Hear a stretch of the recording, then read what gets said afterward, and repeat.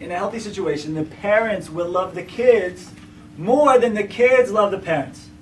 Right? Now, at first glance, to our Hollywood messed up minds, this actually makes no sense. Because think about it. You're telling me, right, in a healthy situation, that kid is born. What do the parents do for the kid? Everything. Everything. What is the kid consciously doing for the parents? Nothing. Nothing. And now the parent's giving everything. The kid's getting everything. You're going to tell me that the parent's going to end up loving the kid more than the kid loves the parents? Doesn't seem to make any sense at first. And, you know, when we grow up in a way that it's all about, you know, receiving and what we're getting out of things. But, of course, if we understand the way love actually works, and the truth is, if we understand the way we work ourselves in terms of self-expression and how we have joy, we know that it's all about giving forth, right? It's not about what we're getting, right?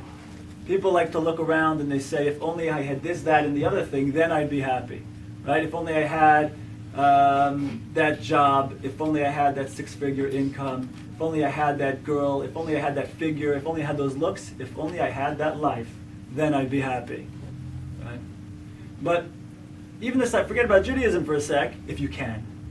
Okay, even the psychologists will tell you that that really doesn't work. Right? If you get one of those big things that you really want, you get that Corvette, you win the lottery, whatever it is, right? Even there, you'll have a high, but maximum, it'll last 6 weeks. Then you come down from that high, and then you're just the same depressed loser you were before, just with more money, right? No, so that doesn't work. Why? Because if it's going to be dependent, if your joy or love or whatever it is going to be dependent by outside factors, so then it's external, right? What's going to create joy, and then we'll apply it to love in a minute, what's going to create joy, inner joy, is going to be never about what you get and only about what you give. Okay, you need to survive, so you need to get a certain amount, but for survival, but personal fulfillment and joy, no, that's only going to be about what you give. And I'm not talking about giving $1 to the guy on the street or whatever is very nice, but that's not the giving I'm talking about. When I'm talking about giving, I'm talking about true giving of self. When you give of yourself, so then, right, then you're going to create joy. If you figure out what is my potential, what is my direction, what am I going to be about, and then I give of myself in order to get there, so then that's going to create true joy. That's true actualization of self. Right? You see it with a bodybuilder, very simple. Right? You see it with a weightlifter. Everybody has a certain physical potential that they could reach, and then they have to go ahead and push themselves in order to bring it out. Right? Only by going ahead and they're giving forth of themselves do they go ahead and bring out their physical potential. Guess what, my friends? Nothing's random. Everything in this world works in parallels.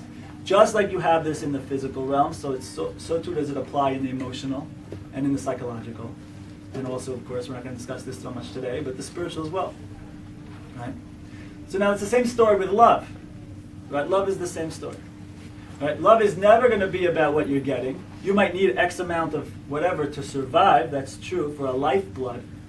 But in terms of real achievement, in terms of that, that feeling that we're all looking for, that feeling that goes beyond that we all are after in our relationships, that's not going to be from what you get. It's going to be what you give of yourself to that other person, right? Because when you give of yourself to another, then you start to it's like you're putting of yourself into that other person.